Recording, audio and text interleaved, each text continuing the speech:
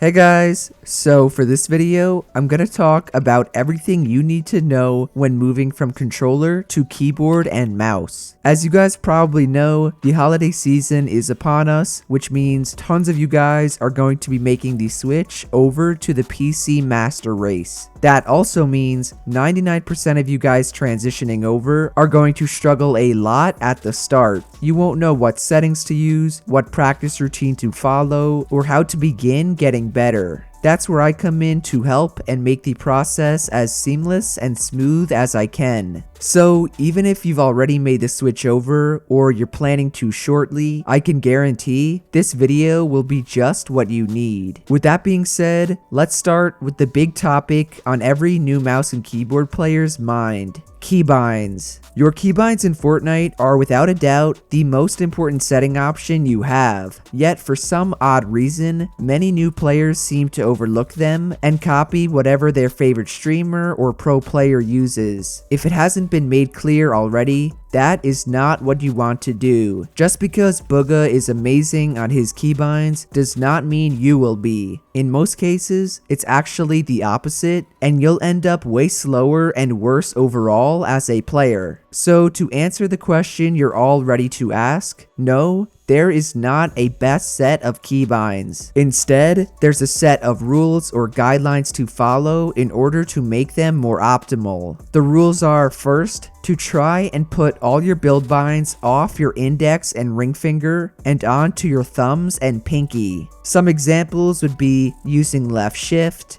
X, C, V, and your two mouse side buttons. This is so you'll have full control of your movement, as your index and ring fingers never come off of A or D to press your build binds. The next rule is to try and only put at most 2 major keybinds on one finger. The more keys one finger has to hit, the slower it will be when compared to multiple fingers hitting the same number of keys. And then the final yet most important rule is to make sure they're comfortable for you. If you cannot physically reach your number keys, for example, then don't use them. Or if your pinky is really weak, then do not put your edit key on it. These are just a few examples of different and unique preferences you may have that must be taken into account when choosing keybinds. So in the end, your goal is to find the best mix of both optimal and comfortable binds to you personally. Now, I usually do not do this because, like I just mentioned, I don't think there's one set of good keybinds for everyone. But because I'm in the giving mood and this video is for beginners, I'll tell you the exact set of keybinds I would use if I started on mouse and keyboard today.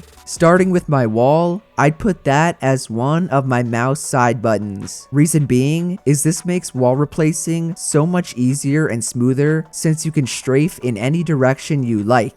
For my floor, I'd put that as either C or V and hit it with my thumb. This will definitely take some getting used to, as you want to be able to hit both your floor and spacebar at the same time, which by the way is why many pros tilt their keyboards. But in the event you don't like it, put your floor as F or Q instead. Next up, your stairs should 100% be your other mouse button. It honestly doesn't matter which one specifically. All that matters is that it's mouse 4 or mouse 5. Lastly, your cone is a pretty straightforward one. I recommend left shift because you won't ever need to spam press it and you still retain full control of your movement. Moving on to your edit key, and I love using E for edit. F works as well, but E is a little closer, more comfortable, and more accessible to WASD. Then crouch should either be left control since we just used left shift, or something like C if you play with a vertical keyboard and can hit it with your thumb. Just remember, you're gonna move side to side while crouching a lot, so do not put it on your index or ring finger. Finally, the rest of your binds aren't too important, so I'll kinda speed through them. For interact,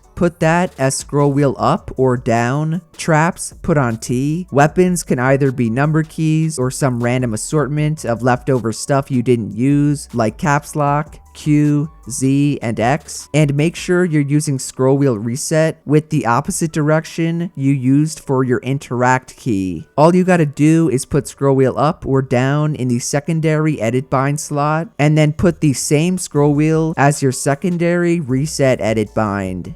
The next important thing I want to cover are your settings. There's probably 5 million videos covering graphic settings and stuff like that, so I'm not going to go in depth in this video. What I am going to do though is talk about the 2 most important settings I recommend everyone on keyboard and mouse turns on. That is, sprint by default and confirm edit on release. Both of these settings will make your life so much easier because both of them make it so you press less buttons. In the case of sprint by default, you no longer have to hold down left shift in order to sprint. In fact, you don't have to press anything because you're always going to be sprinting by default. The other thing this setting does is that it opens up left shift as a keybind, which I recommended before you use for cones. All in all, there's literally no negatives here. Confirm edit on release, however, is where it gets a little trickier. I've talked about this setting a ton in the past, yet people are still very hesitant to turn it on. To get straight to the point, confirm edit on release is faster and more optimal than one edit keybind. It's also more optimal, but not faster than double edit keybinds. The thing is, we're using both of our mouse side buttons for building, so double edit binds are out of the equation. Now, the main reason I recommend confirm edit on release is very similar to why I recommend optimal keybinds. They not only improve your movement, but also help you build faster. How does confirm edit on release do that?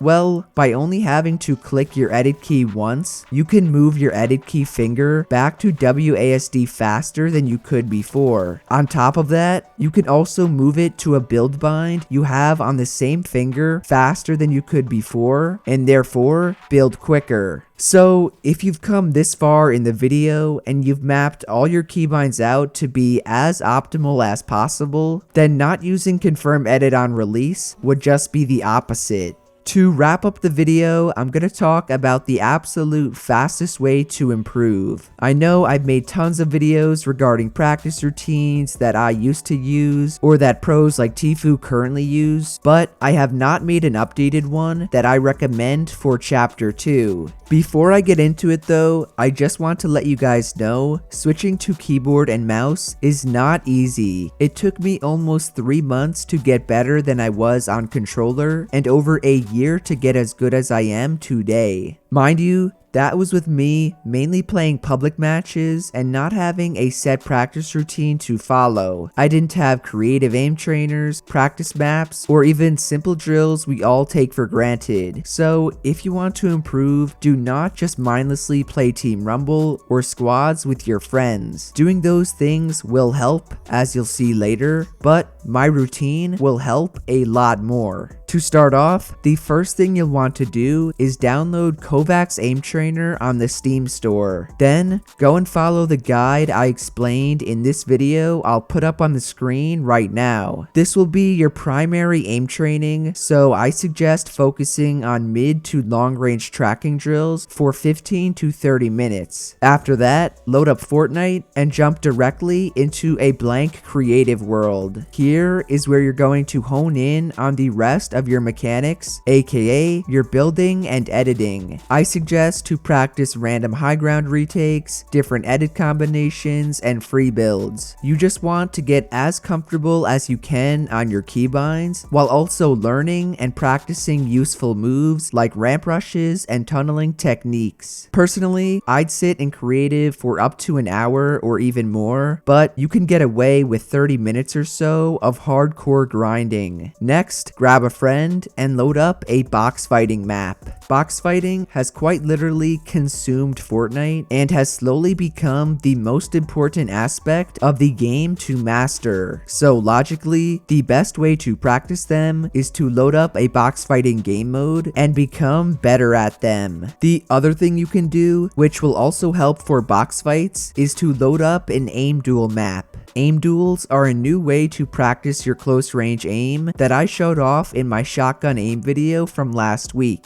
All you gotta do is enter the map, go down in one of the holes with a shotgun, and start killing whoever is in front of you. Finally, to put it all together, hop into a public match or an arena game and play to win. This will test your mechanics against other players and work on your game sense, which should have carried over from controller. Overall, guys, those are the most important things you need to know before switching to mouse and keyboard. So if you learned something new or found the video useful, then do be sure to drop a like, subscribe to the channel, and to turn on post notifications. Shout out to all these awesome people using code itsJerian to support me. Christmas is today at the time I'm recording this, so I hope you guys all had a great holiday and Christmas as well. Otherwise, that's it from me, and I'll see you guys in the next one. Later.